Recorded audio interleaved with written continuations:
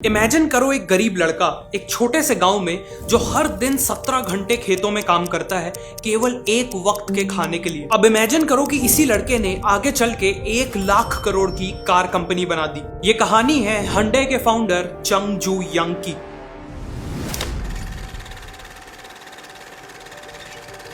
चंग जू यंग का जन्म 1915 में हुआ था कोरिया के एक छोटे से गांव में। उनका सपना था एक स्कूल टीचर बनने का, लेकिन फैमिली की फाइनेंशियल कंडीशन इतनी खराब थी कि वो खुद की एजुकेशन भी पूरी नहीं कर पाए। उन्हें बचपन में दिन रात अपनी फैमिली के साथ खेतों में काम करना पड़ता था, लेकिन इतनी मेहनत के बाद भी ऐसे कई दिन होते थे जब फैमिली के पास एक वक्त का खाना भी नहीं होता था। प्रॉपर कपड़े और मेडिकल केयर तो दूर की बात है। चंग को लकड़ियां बेचने के लिए कई बार पास के शहर जाना होता था। वहां उन्होंने देखा कि लोगों के पास सफिशिएंट खाना है और उन्होंने अच्छे कपड़े पहने हैं, वो भी बिना दिन रात खेतों में काम किए। ये सब देख के वो अपनी गरीबी और अपनी फार्म की लाइफ से फ्रस्ट्रेट होने लगे और अपने लिए भी एक बेटर जिंदगी चाहने लगे। एक दिन उन्होंने एक न्यूज़पेपर आर्टिकल में पढ़ा कि पास के एक शहर में एक बड़ा कंस्ट्रक्शन प्रोजेक्ट लग रहा है और उस प्रोजेक्ट के लिए वर्कर्स की जरूरत है। ये पढ़ते ही वो सोच में पड़ गए और उनकी धड़कनें तेज हो गई। और 1932 में 16 साल की उम्र में चंग ने एक चौंका देने वाला फैसला लिया। वो अपना घर छोड़कर शहर भागने वाले थे। एक रात चंग अपने एक दोस्त के साथ चुपके से शहर की ओर निकल पड़े। करीब 160 किलोमीटर चलने के बाद वो कोवॉन शहर पहुंचे और वहां कंस्ट्रक्शन लेबरर का काम ले लिया। काम काफी मुश्किल था और कमाई काफी कम, लेकिन चुंग काफी खुश थे क्योंकि वो लाइफ में पहली बार इंडिपेंडेंटली कमा पा रहे थे। करीब 2 महीने तक ये सिलसिला चला, जिसके बाद वो पकड़े गए। चुंग के फादर ने उन्हें ढूंढ लिया और उन्हें वापस गांव आकर फार्मिंग में लगना पड़ा। उनके लौटने से फैमिली तो काफी खुश थी, लेकिन चुंग खुश नहीं थे। इन 2 महीनों के काम ने चुंग के अंदर कंस्ट्रक्शन और सिविल इंजीनियरिंग का पैशन जगा दिया था। ऑल्सो वो जानते थे कि खेतों में काम करके वो कभी भी गरीबी से बाहर नहीं निकल पाएंगे और इसीलिए वो 2 बार और भागने की कोशिश करते हैं, लेकिन दोनों ही बार उनके फादर उन्हें कुछ ही दिनों में ढूंढ लेते हैं। फाइनली 1934 में 18 की एज में वो अपना 4th एस्केप अटेम्प्ट करते हैं और इस बार उन्हें कोई नहीं रोकता। वो सोल पहुंचते हैं जो आज के दिन साउथ कोरिया का कैपिटल है। वहां उन्हें जो भी काम मिला उन्होंने वो किया। सबसे पहले एक कंस्ट्रक्शन लेबरर, फिर फैक्ट्री वर्कर और फिर फाइनली उन्हें बोक्योंग राइस स्टोर में एक डिलीवरी बॉय की जॉब मिली। कस्टमर्स और शॉप ओनर्स उनके काम से इतना इंप्रेस थे कि 6 महीने के अंदर ही उन्हें डिलीवरी बॉय से स्टोर के मैनेजमेंट संभालने की जिम्मेदारी मिल गई। इसके बाद चंग ने काफी मेहनत की और अपने बलबूते ही शॉप को ग्रो किया। 1937 में स्टोर के ओनर सीरियसली बीमार पड़ गए और उन्होंने एक सरप्राइजिंग फैसला लिया। चंग की मेहनत को देखते हुए उन्होंने स्टोर को चंग के हवाले कर दिया। 22 साल की उम्र में चंग अब एक एम्प्लॉय से बिजनेस के ओनर बन चुके थे। अगले 2 सालों में चंग ने और मेहनत की, मार्केट में ट्रस्ट और रेपुटेशन बिल्ड की, जिससे बिजनेस तेजी से ग्रो हुआ। एवरीथिंग वाज गोइंग वेल कि तभी एक ट्रेजेडी हो गई। वर्ल्ड वॉर 2 का टाइम था और उस समय कोरिया में जापान का रूल था। जापानीज चाहते थे कि उनकी मिलिट्री को वॉर के समय सफिशिएंट राइस सप्लाई मिलती रहे, जिसके चलते उन्होंने सभी राइस शॉप्स की ओनरशिप ले ली। चंग से भी उनकी राइस शॉप छीन ली गई और सालों की मेहनत से बनाया हुआ बिजनेस एक ही झटके में खत्म हो गया। चंग काफी दुखी थे, लेकिन उन्होंने हार नहीं मानी।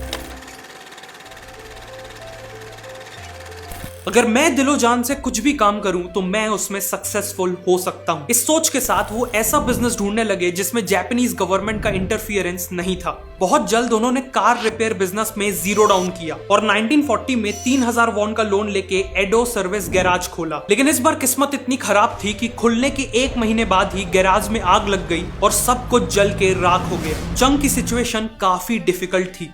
उन्हें अपना लोन चुकाना था और कस्टमर्स को भी आग से होने वाले उनके लॉस के लिए कॉम्पनसेट करना था। एक नॉर्मल इंसान ऐसी सिचुएशन में इजीली हार मान सकता था, लेकिन चंग ने हमेशा की तरह प्रॉब्लम को फेस किया। उन्होंने 3500 वॉन का फ्रेश लोन लिया और पहले से भी अच्छा गैराज खड़ा किया। चंग ने देखा कि कस्टमर्स की सबसे बड़ी प्रॉब्लम थी कि उनकी कार रिपेयर होने में कई हफ्ते लग जाते थे। इसीलिए उन्होंने स्पीड को अपना मेन फोकस बनाया। जहां कॉम्पिटिटर को एक सर्टेन रिपेयर के लिए 20 दिन लग जाते थे, वहीं चंग का गैराज उसी रिपेयर को 5 दिन में कर देता था। उनका गैराज इतना सक्सेसफुल हुआ कि अगले 3 साल में यानी 1943 तक उनकी वर्क फोर्स 80 एम्प्लॉइज तक ग्रो हो चुकी थी। इस टाइम तक चंग ने अपना पूरा लोन रीपे कर दिया था और फैमिली को भी सोल में सेटल कर लिया था। बिजनेस तेजी से ग्रो कर रहा था और तभी एक और मेजर डिजास्टर हो गया। जापान को वर्ल्ड वॉर 2 के लिए वॉर रिलेटेड इक्विपमेंट्स बनाने थे, इसीलिए जापान ने उनके गैराज की ओनरशिप ले ली और एक लोकल स्टील प्लांट से मर्ज कर दिया। एक बार फिर उनकी सालों की मेहनत से खड़ा किया बिजनेस उनसे एक झटके में ही छीन लिया गया। चंग वापस से स्क्वायर 1 पे आ चुके थे।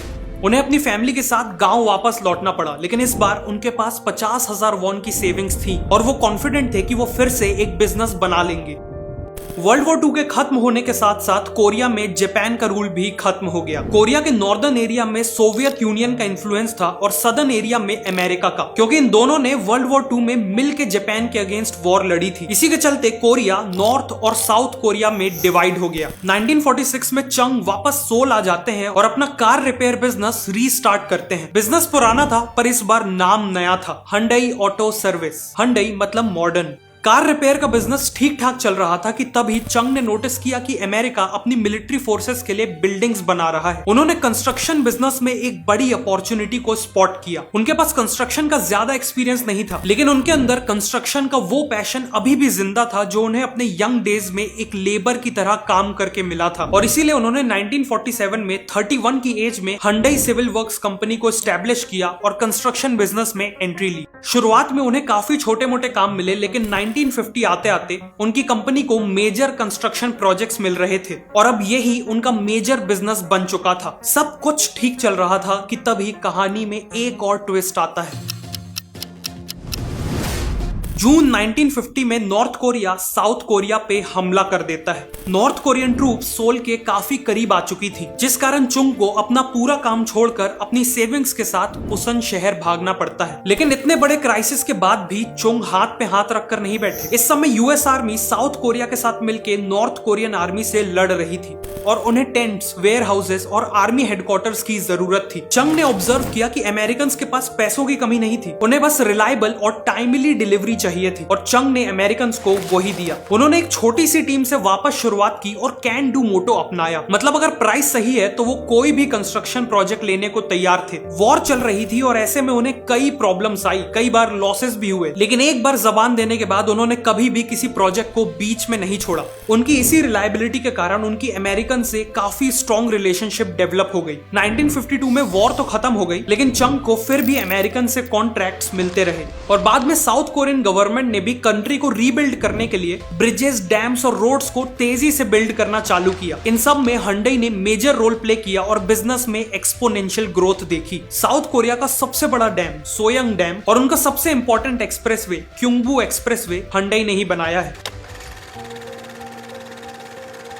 1960s में चंग अपने अर्ली 50s में पहुंच चुके थे और एक सक्सेसफुल कंस्ट्रक्शन कंपनी के मालिक थे, बट वो इससे सेटिस्फाइड नहीं थे। चंग हजारों किलोमीटर की रोड्स बना चुके थे और अब बारी थी उन रोड्स में चलने वाली कार्स बनाने का।